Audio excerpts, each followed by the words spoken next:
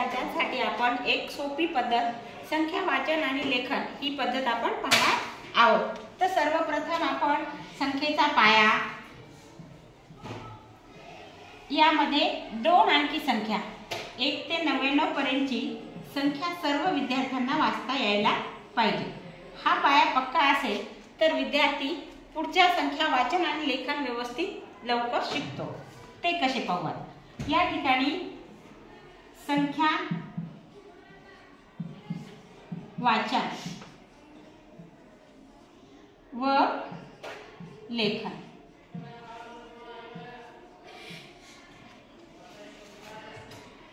आपण 3 अंकी संख्येचं वाचन घेऊया। उदाहरणार्थ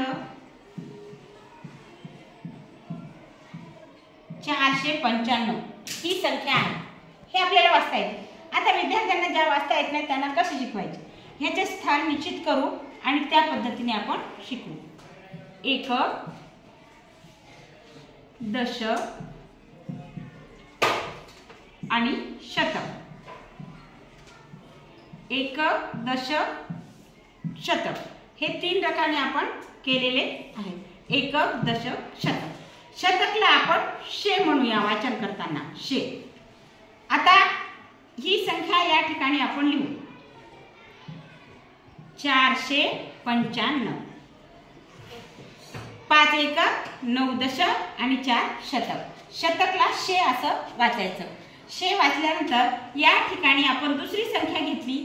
समजा 4 च्या ठिकाणी आपण 3 घेतले। 3 शे 3 शे। या ठिकाणी 6 घेतले। 6 शे। 7 घेतले। 7 शे। अशा पद्धतीने तो वाचेल। आता 325 325 630 721 वाचत असताना हा 1 अंक आणि हे 2 अंक सोबत घ्यायचे। वाचन करताना 721 या संख्येवर आपण सुरुवातीला बोट ठेवूया। 700 त्यानंतर ह्या 2 संख्या वाचनात घेऊया।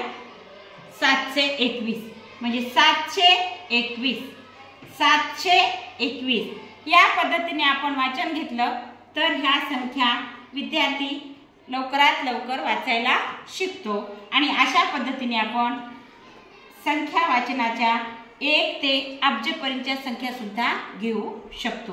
जशी जशी इयत्ता वाढेल तशी तशी आपण ह्या संख्या घेऊ शकतो। यानंतर आपण 4 अंकी संख्येचं एक उदाहरण पाहू। यानंतर